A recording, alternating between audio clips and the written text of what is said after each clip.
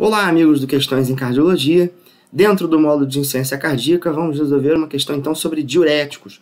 Com relação aos diuréticos utilizados na insuficiência cardíaca, pode-se afirmar que a letra A, cortaridona, reduz o sódio e o potássio urinários. Letra B, furosemida pode causar alcalose hipoclorêmica. Letra C, a amilorida reduz a concentração sérica de magnésio. Letra D, a indapamida aumenta a concentração sérica de magnésio. Ou letra E, hidroclorotiazida não interfere no nível sérico de glicose. Vamos aproveitar essa questão para revisar alguns conceitos sobre diuréticos na insuficiência cardíaca. Então vamos rever aqui o tratamento básico da insuficiência cardíaca, e para entender o tratamento básico da insuficiência cardíaca, claro que nós vamos ver todas as medicações no momento oportuno. Nessa questão nós vamos focar nos diuréticos, mas antes a gente tem que entender como se classifica o paciente com insuficiência cardíaca. E aí tem duas classificações que são muito usadas e são clássicas, né? Que é a classificação evolutiva e a classificação funcional da New York Heart Association. A classificação evolutiva divide os pacientes em A, B, C e D. A, quando você tem fatores de risco sem alteração estrutural. B, quando você tem fatores de risco com alterações estruturais. C, a gente sempre guarda essa relação do C com sintomáticos. Então, C é quando o paciente já está sintomático. D é o paciente refratário à terapia usual, à terapia padrão, que a gente vai ver no momento oportuno. Em relação à classificação funcional do paciente com insuficiência cardíaca, o paciente pode ser classificado em 1, 2, 3 e 4. 1, quando tem uma dispneia leve, sem atrapalhar as atividades cotidianas. 2, quando já tem uma dispneia aos moderados esforços, atrapalhando atividades cotidianas. 3, quando você tem dispneia aos mínimos esforços, com alteração importante nas atividades cotidianas. E 4 é o paciente que tem dispneia em repouso ou dispneia aos mínimos esforços. E aí a gente vê nesse quadro aqui que os diuréticos eles entram como um tratamento sintomático. Então ele vai entrar a partir da classificação evolutiva C. A gente usa assim mesmo, A, B, e vai classificando em C e D, 1, 2, 3 e 4, dependendo dos sintomas. E aí a gente vai lembrar os principais mecanismos e características dos diuréticos para a gente poder responder a questão. Os diuréticos de alça são os mais potentes utilizados. Eles atuam no inibidor e um transportador sódio-cloro, potássio, encontrado na membrana apical das células epiteliais renais do ramo ascendente de Henle. Eles aumentam a excreção de sódio e hidrogênio, e toda vez que você perde hidrogênio, você torna o sangue mais alcalótico. Então, o principal efeito, como perde sódio e perde hidrogênio, é a alcalose metabólica, junto com o sódio sai cloro, hipoclorêmica. A gente lembra que a maioria dos diuréticos pode causar intolerância à glicose. Os diuréticos de alça têm como característica causar também ototoxicidade, e junto com o hidrogênio ele aumenta a excreção de potássio, né? Então ele pode causar hipocalemia. Em relação aos diuréticos tiazídicos, os diuréticos de alça têm como principal representante a furosemida, né? Em relação aos diuréticos tiazídicos, a gente tem como principais representantes a clortalidona, indapamida e hidroclorotiazida.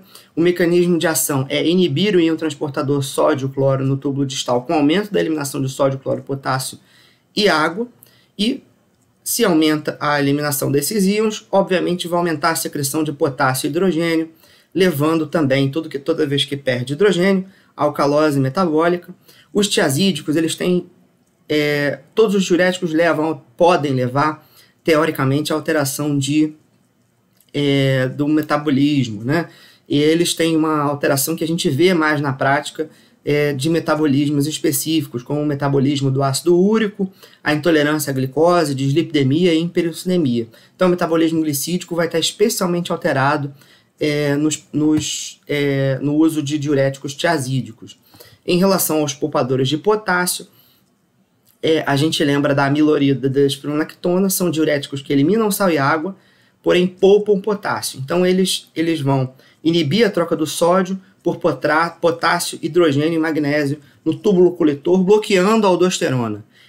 Como está retendo hidrogênio, o principal efeito colateral dessa medicação não é mais alcalose, ele está retendo hidrogênio, então passa a ser acidose metabólica. E claro, hipercalemia e hipermagnesemia. Vamos ver se com esses conceitos a gente consegue agora responder a questão. Então vamos voltar aqui à questão.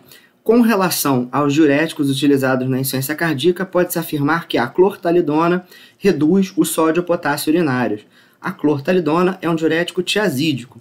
E a gente viu que os tiazídicos atuam ali no túbulo distal, aumentando a secreção de potássio e hidrogênio.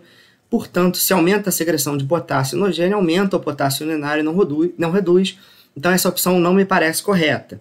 Letra B. A furosemida pode causar alcalose hipoclorêmica.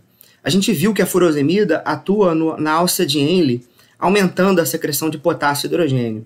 Então, se ela aumenta a secreção de potássio e hidrogênio, a gente guardou a relação que toda vez que perde hidrogênio, e junto ali perde sódio, perde cloro, toda vez que perde hidrogênio, causa alcalose, perde cloro hipoclorêmica. Realmente essa parece correta. A furosemida pode causar alcalose metabólica hipoclorêmica. A amilorida reduz a concentração sérica de magnésio. A gente viu que a amilorida é um poupador de potássio. Com um poupador de potássio, ela troca ali, reduz a troca, aumenta a concentração sérica de potássio, hidrogênio e magnésio, pela troca ali com sódio. Então, se ela aumenta a concentração sérica de potássio, hidrogênio e magnésio, ela pode causar, além da acidose que a gente viu, hipercalemia e hipermagnesemia. Então, ela não reduz a concentração sérica de magnésio. A indapamida, que é um diurético tiazídico, aumenta a concentração sérica de potássio. A gente viu que a indapamida, assim como a clortalidona, aumenta a secreção sérica de potássio, aumenta a secreção de potássio. Se aumenta a secreção de potássio, ela reduz a concentração sérica de potássio. Essa também não está correta. A hidroclorotiazida não interfere no nível sérico de glicose. A gente viu que a maioria dos diuréticos podem interferir em vias metabólicas, em metabolismo, e os diuréticos tiazídicos, como a hidroclorotiazida, têm esse efeito visto especialmente na prática, né? Ele pode causar intolerância à glicose, dislipidemias, hiperinsulinemia, e então ele pode interferir sim no nível sérico de glicose. Essa não me parece a alternativa correta. A gente fica então com a melhor resposta, que é a letra B. A furosemida pode causar alcalose hipoclorêmica.